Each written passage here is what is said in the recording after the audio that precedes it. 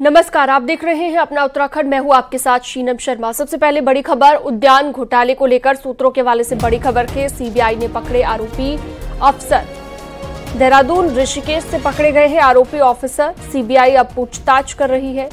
जल्द ही आरोपियों की गिरफ्तारी भी हो सकती है। उद्यान विभाग के फलदार पौधों की खरीद में गड़बड़ी हुई थी और करोड़ों के फर्जी बिल भी बने थे, तो जल्द ही आरोपियों की गिरफ्तारी हो सकती है। देहरादून ऋषिकेश से आरोपी पकड़े गए हैं।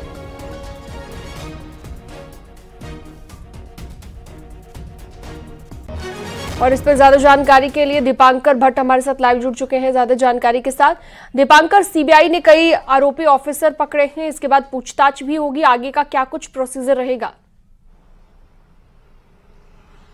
बिल्कुल शीनम, ये बड़ी खबर है इस वक्त। आज जो सीबीआई जांच है, खासतौर पर उद्यान घोटाले की, 600 करोड़ रुपए से ज्यादा का ये घोटाला है 2021 और 2022 के बीच का, जिसमें यहां के निदेशक को पिछले साल जुलाई के महीने में मुख्यमंत्री ने सस्पेंड किया था और तब से ये जांच चल रही है। एसआईटी जांच चली, मामला हाईकोर्ट गया, सुप्रीम कोर्ट गया, लेकिन सीबीआई जांच आगे बढ़ी। आज सीबीआई ने इसमें कार्रवाई की। जो सूत्रों के हवाले से खबर है, 26 आरोपी इसमें बताए गए। जो सूत्रों की खबर है, 12 आरोपी उत्तराखंड में हैं, जिनको अरेस्ट कुछ को किया गया है, कुछ को किया जाना है, और अब इनको सीबीआई ऑफिस ले जाया गया है। सीबीआई ऑफिस में इनसे पूछताछ होगी और सीबीआई आज देर शाम या कल तक इनकी गिरफ्तारी कर सकती है। इसके साथ साथ हिमाचल प्रदेश जो वाइस परमार यूनिवर्सिटी है, वहीं से बावेजा का ताल्लुक है। बावेजा यहां के बाद डेपुटेशन से वापस वहीं गया था, तो वहां पर भी खबर है कि वहां भी सीबीआई की टीम पहुंच सकती है। चंडीगढ़ में जहां से खरीद हुई पौधों, जम्मू कश्मीर यहां से पौधे खरीदे गए, कंपनियों का जो पूरा घालमेल इस पूरे घोटाले में रहा, तो बड़ी खबर यही है कि सीबीआई ने इसमें आगे कदम बढ़ाया है। अब आज शाम तक सीबीआई क्या कार्रवाई करती है,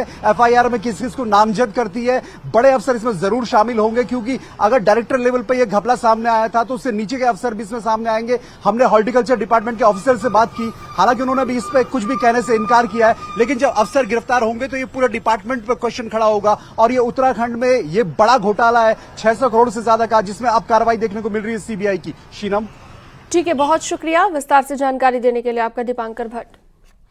चक्राता छावनी परिषद के वन क्षेत्र में आग लग गई और देर शाम से लगी आग को आज सुबह बमुश्किल बुझाया जा सका। जंगल में लगी इस आग से बड़े पैमाने पर वन संपदा जलकर राख हो गई है। आग लगने से जहां एक तरफ चारा पत्ती का संकट गहरा गया है, वहीं जल स्रोत भी सूखने लगे हैं। वहीं प्रशासन की टीम आग बुझाने में जुटी हुई है।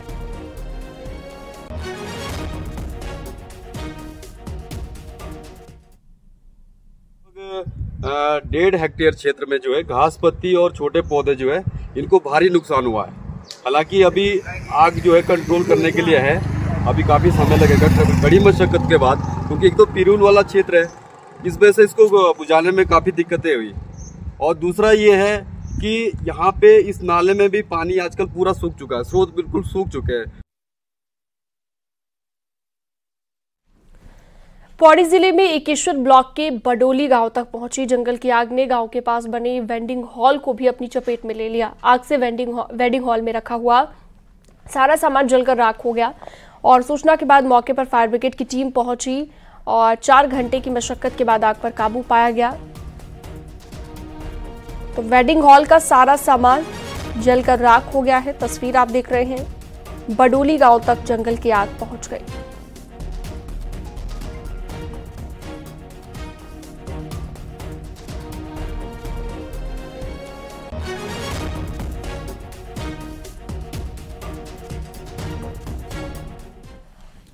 जंगलों में आग लगने का एक बड़ा कारण चीड़ की पत्तियां यानी कि पिरूल भी है। अब इसके लिए बॉयलर का प्रयोग करने वाली इंडस्ट्रीज के लिए यह अनिवार्य किया जा सकता है कि वो कम से कम 5 से 7% रॉ मटेरियल के रूप में पिरूल का इस्तेमाल करें। उत्तराखंड में जंगलों की आग से हर साल करोड़ों की वन संपदा स्वाहा हो जाती है। आग का मुख्य कारण चीड़ के जंगलों में चीड़ की पत्तियां होती हैं, जो गर्मियों के सीजन में आग पकड़ते ही पेट्रोल का काम करने लगती है। जंगलों से पिरूल हटाया जा सके, इसके लिए उत्तराखंड सरकार ने इस बार पिरूल खरीद की कीमत 3 रुपए से बढ़ाकर 50 रुपए कर दी। लेकिन सवाल उठता है कि इस पिरूल का क्या किया जाए। इसके लिए वन विभाग अब एक ऐसा प्रस्ताव तैयार कर रहा है जिसके तहत उत्तराखंड में स्थापित बॉयलर का प्रयोग करने वाली इंडस्ट्रियों के लिए रॉ मटेरियल के रूप में 5 से 7% पिरूल या पिरूल से बने ब्रिक का प्रयोग करना अनिवार्य होगा। ये जो रॉ मटेरियल है, ये चूंकि एक अच्छा रॉ मटेरियल है, उसके लिए जितने भी हमारे इंडस्ट्रीज ऐसी हैं जहाँ पे बॉयलर्स इस्तेमाल होते हैं, तो उन बॉयलर्स के लिए एक अच्छा फ्यूल का एक ये ऑल्टरनेट है। तो कोशिश हम लोग ये कर रहे हैं कि जितने भी हमारी उत्तराखंड की इंडस्ट्रीज हैं जहाँ जहाँ बॉयलर हैं, उनमें हम लोग इसका एक मैंडेटरी कराएं कि उनको 5 से 7% जो है वो पिरूल या उससे आधारित जो पैलेट्स हैं उनका उपयोग किया जाए। उत्तराखंड में इस बार जंगल की आग ने खूब तांडव मचाया। गढ़वाल से लेकर कुमाऊं तक 6 लोग आग की भेंट चढ़ गए। इस साल रिकॉर्ड 1200 से ज्यादा आग लगने की घटनाएं हुई हैं। ऐसे में अगर पिरूल पर सरकार की ये नीति कारगर होती है तो उम्मीद है कि जंगल में आग की घटनाओं में कमी हो सकेगी, साथ ही पिरूल का भी सही इस्तेमाल हो सकेगा। न्यूज़ 18 के लिए देहरादून से सुनील नवप्रभात की रिपोर्ट।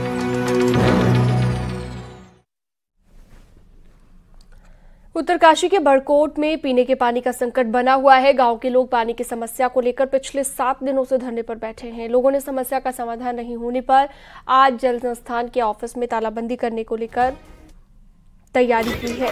लोगों का कहना है कि नलों में पानी नहीं आने से भारी दिक्कत हो रही है। आपको बता दें कि पालिका क्षेत्र के 7 वार्ड के लोग लंबे वक्त से पेयजल की लत से जूझ रहे हैं।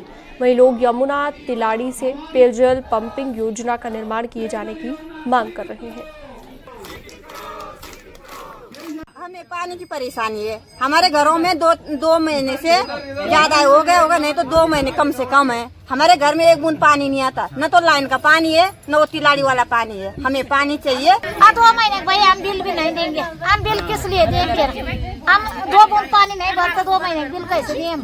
2 महीने बिल बिल्कुल नहीं देंगे। हम चाहते हैं कि 13 तारीख को सब लोग आए और अपनी बाल्टियां लेकर के पूरा रोड ब्लॉक करें और ताला लगाए जल संस्थान को। और ये सब लोग घर घर में जाकर के इसे विदित करो। ये उग्र आंदोलन होने वाला है। टिहरी में इन दिनों पानी लोगों के लिए बड़ी परेशानी का सबब बना हुआ है। नई टिहरी जिला मुख्यालय में जहां रोस्टर प्लान बनाकर टैंकरों से आपूर्ति की जा रही है, वहीं कॉलोनियों में टैंकर नहीं पहुंचने से रोस्टर प्लान भी फेल होता नजर आ रहा है। ग्रामीण क्षेत्रों में हाल और ज्यादा बुरे हैं। चंबा और आसपास के ग्रामीण क्षेत्रों में तो कई प्राकृतिक स्रोत सूखने से लोगों की परेशानी बढ़ गई है। ग्रामीण मीलों दूर से पानी ढोने को मजबूर हैं। वहीं अधिकारियों का ये कहना है कि चंबा के लिए एक नई योजना बनाई जा रही है, जिससे आसपास के क्षेत्रों में भी पानी पहुंचाया जा सकेगा। में कई सारी जगह से दिक्कत होने की सूचनाएं हमें भी मिली हैं कि कुछ जगह पे जो है जो स्रोत हैं उनके स्राव कुछ कम हुए हैं। तो हम लोग उसके लिए भी वैकल्पिक व्यवस्था जहाँ जहाँ से ज़रूरत लोग बताते हैं तो उसमें टैंकर आदि की व्यवस्था भी हम लोग करते हैं। तो सभी जगह जो इस तरीके से टेकअप करने की कोशिश की जा रही है। रुद्रप्रयाग जिले में गर्मी और कम बारिश की वजह से प्राकृतिक जल स्रोत सूखने लगे हैं, जिसकी वजह से पीने के पानी के संकट के साथ ही सिंचाई की नहर भी सूखने लगी है और इसकी वजह से लोगों को भारी दिक्कतों का सामना करना पड़ रहा है। ऐसे में लोग बारिश की राह देख रहे हैं। विभाग का कहना है कि पानी के संकट को दूर करने की पूरी कोशिश की जा रही है। इसके साथ ही जल संरक्षण के लिए लोगों को जागरूक करने की भी बात हो रही है, जिसमें से 118 नहरें अभी पूर्ण चलित अवस्था में है, लेकिन अभी फिलहाल पानी की वजह से नहरों में थोड़ा पानी की कमी हो गई है। अभी फिलहाल जो गाँवों द्वारा ग्रामीणों द्वारा जैसा कि स्थल पे निरीक्षण करके देखा गया है तो वहाँ पे बीज लगाने का काम हो चुका है। चमोली के जोशीमठ का नाम बदल गया है। जोशीमठ की जगह अब ज्योतिर्मठ नया नाम होगा। इसके साथ ही कोशिया कुटोली तहसील का भी नाम बदल दिया गया है, जो कि अब श्री कैंचीधाम तहसील के नाम से जानी जाएगी। कोशिया कुटोली तहसील नैनीताल जिले में आती है। केंद्र सरकार ने राज्य सरकार के प्रस्ताव को हरी झंडी दे दी है। दोनों तहसील का नाम बदलने की घोषणा पिछले साल सीएम पुष्कर सिंह धामी ने की थी। राज्य सरकार के प्रस्ताव को केंद्र सरकार ने अब हरी झंडी दे दी है। स्थानीय लोगों की मांग पर नाम बदलने का प्रस्ताव दिया गया था।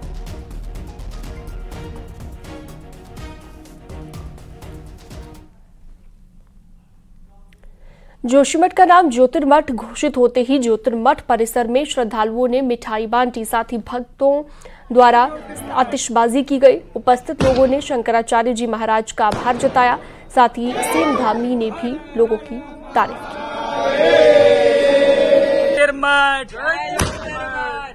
के बाद वैसे तो प्राचीन इतिहास में इस स्थान को ज्योतिर्मठ के रूप से ही जाना जाता है।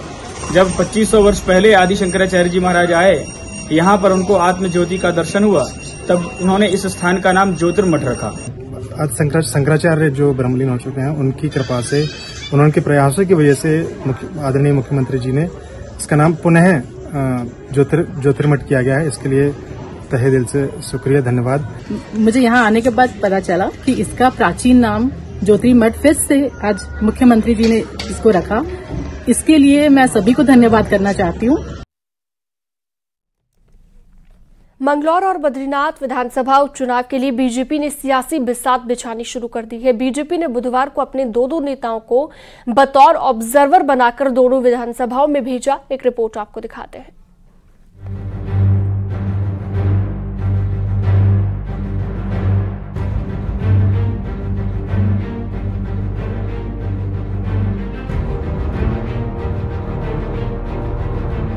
मौका भले ही विधानसभा उपचुनाव का हो, लेकिन बीजेपी इसे बिल्कुल भी हल्के में नहीं लेना चाहती है। बीजेपी ने बद्रीनाथ सीट के लिए चमोली जिले के प्रभारी मंत्री धन सिंह रावत और रुद्रप्रयाग के विधायक भरत चौधरी को ऑब्जर्वर बनाया है। तो इधर मंगरौली सीट पर प्रदेश महामंत्री आदित्य कोठारी और विधायक खजान दास को ऑब्जर्वर नियुक्त किया है। चारों लोगों ने बुधवार को विधानसभाओं में पहुंचकर मोर्चा संभाल लिया है। ये ऑब्जर्वर प्रत्याशियों को लेकर कार्यकर्ताओं के मन की थाह लेने के साथ ही वहां की सियासी हवा को भांपकर गोपनीय रिपोर्ट संगठन को सौंपेंगे। देखिए, हमारे कि हम विकास के नाम पे वोट मांगेंगे और मैं आसार विश्वास के साथ कह सकता हूं कि चमोली के लोग भारतीय जनता पार्टी के साथ में हैं और एक अच्छी विजय की ओर हम जाएंगे। देखिए, मंगलौर हमारे लिए बड़ा टफ रहा है, आपने सही कहा, क्योंकि हम वहाँ पे अभी चुनाव राज्य बनने के बाद नहीं जीत पाए। बसपा कभी कांग्रेस, और इस समय हम पूरी ताकत के साथ वहाँ पे चुनाव लड़ेंगे, चुनाव फाइट करेंगे और मुझे लगता है कि इस समय हम वहाँ पे जीतने की कोशिश करेंगे। बीजेपी दोनों विधानसभाओं में मंडल लेवल पर अपने विधायकों, मंत्रियों और सांसदों की तैनाती भी करने जा रही है। लोकसभा चुनाव में कई नेता पार्टी के मुताबिक अपना परफॉर्मेंस नहीं दे पाए थे। उपचुनावों में भी बूथ लेवल तक वोटों के मार्जिन का टारगेट नेताओं को देने की तैयारी है। पार्टी समीक्षा करती है और पार्टी एक टीम भावना के साथ में, एक कलेक्टिव होकर के काम करती है और वहाँ पर कार्यकर्ताओं की भूमिका रहती है, हमारे जो जनप्रतिनिधि उनकी भूमिका रहती है। सब लोग एक समूह के रूप में, एक टीम के रूप में काम करते हैं। दरअसल बीजेपी हो या कांग्रेस, कोई भी उपचुनाव को हल्के में नहीं लेना चाहेगा, क्योंकि इसके ठीक बाद प्रदेश में निकाय चुनाव भी होने हैं और उपचुनाव में जीत हार की हवा निकाय चुनाव में पार्टियों का गणित बना और बिगाड़ भी सकती है। न्यूज़ 18 के लिए देहरादून से सुनील नवप्रभात की रिपोर्ट।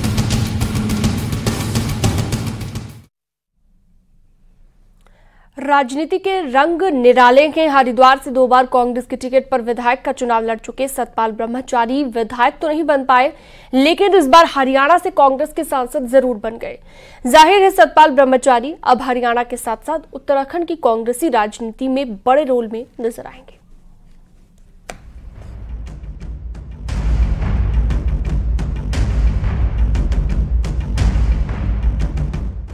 अपने समर्थकों और कई कांग्रेस विधायकों के जुलूस के साथ बुधवार को हरिद्वार पहुंचे कांग्रेस नेता सतपाल ब्रह्मचारी ने उत्तराखंड के सैकड़ों कांग्रेस समर्थकों के जख्मों पर मलहम लगाया है।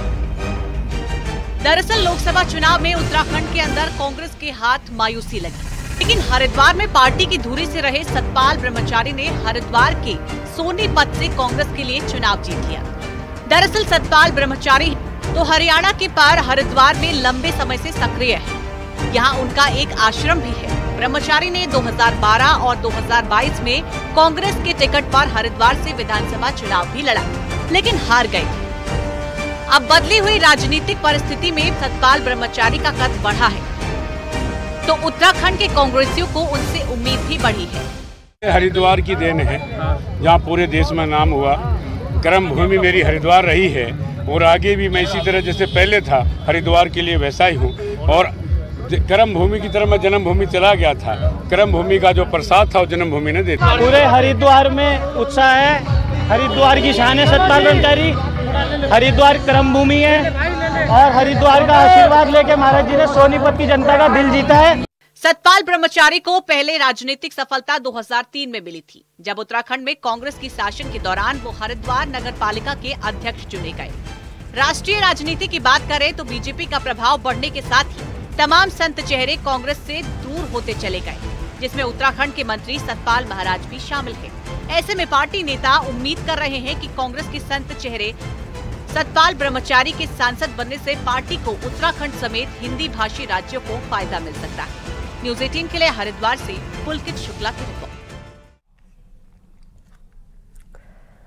हरिद्वार के रोड़ी बेलवाला में भारतीय किसान यूनियन अम्बावता का अधिवेशन हुआ। अधिवेशन में एमएसपी गारंटी कानून, फसलों का बीमा और ऋण माफी जैसे मुद्दे उठाए जाने के साथ ही सदनों में राजनीतिक हिस्सेदारी का मुद्दा हावी रहा। संगठन के राष्ट्रीय अध्यक्ष ने कहा कि किसानों को अब राजनीतिक हिस्सेदारी देनी होगी और जो पार्टी किसानों की बातें सुनेगी उन्हें ही समर्थन दिया जाएगा। राजनीतिक हिस्सेदारी डाल ठोक के लेंगे, मजबूती है, हम मजबूत है, हम भीख नहीं मांग रहे, हम तो हरवा के लेंगे अपने आप। और हम जिस दिन हमें पार्टी की जरूरत नहीं, जिस दिन हम चुनाव लड़ेंगे ना, यही टोपी और यही झंडा और गांव में जीत के आएंगे उस दिन। गंगोत्री धाम में कपाट खुलने के बाद से अब तक गंगा घाट के आसपास और भागीरथी में ढेरों गंदगी फैल गई है। तीर्थ यात्रियों की ओर से स्नान के बाद कपड़े सीधे भागीरथी में प्रवाहित किए जा रहे हैं। वहीं भागीरथी नदी में सफाई अभियान चलाया गया तो 100 बोरे कपड़े गंगा नदी से निकाले गए। इस दौरान तीर्थयात्रियों से अपील की गई कि गंगा में कपड़े न डालें।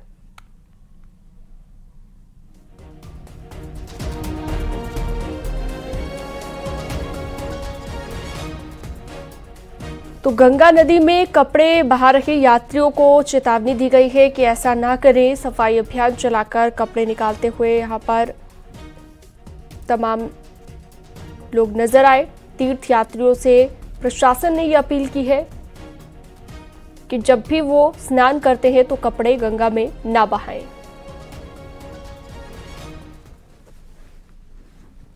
आपदा के वक्त कैसे लोगों को सुरक्षित रखा जाए, इसके लिए नैनीताल में मॉक ड्रिल की गई। भारत सरकार की ओर से नैनीताल रोपवे में मॉक ड्रिल की गई। इस दौरान एनडीआरएफ द्वारा स्थानीय लोगों को खतरे और आपदा के दौरान कैसे लोगों को सुरक्षित बचाया जा सके, इसके लिए ट्रेनिंग दी गई। 2 घंटे तक चले इस अभियान के दौरान हवा में लटकी ट्रॉली से लोगों को सुरक्षित बाहर निकाला गया।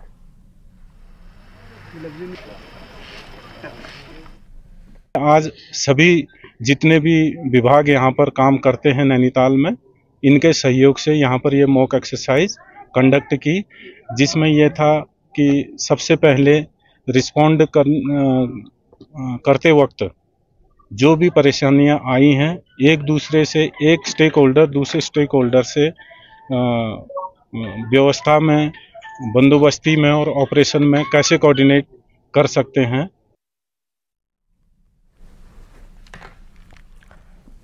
विकासनगर के जौनसार बावर में महासू सिद्धपीठ थैना में आस्था का सैलाब उमड़ा। पानुवा गांव के लोगों ने अपने इष्ट देव को चांदी के छत्र, डोरिया देव छड़ी भेंट चढ़ाई, जिसके बाद सभी श्रद्धालुओं ने देव दर्शन किए और भंडारा ग्रहण किया। जौनसार बावर के इष्ट देव महासू देवता के हनोल मंदिर के बाद दूसरे सबसे बड़े महासू थान मंदिर में हर साल हजारों श्रद्धालु दर्शन करते हैं।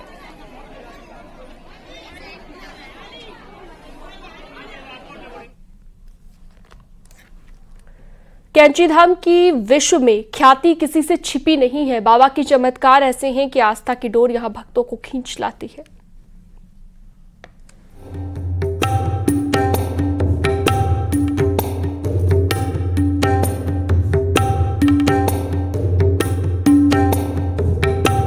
कैंची धाम में स्थापना दिवस कार्यक्रम शुरू हो गया है। धाम में अखंड पाठ के साथ 15 जून के लिए प्रसाद तैयार किया जाने लगा है।